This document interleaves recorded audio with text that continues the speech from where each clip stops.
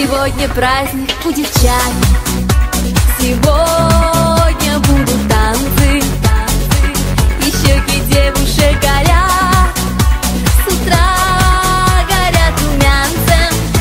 Пришли девчонки, стоят в сторонке, платочки в руках теребят, потому что на 10 девчонок по статистике 9 ребят.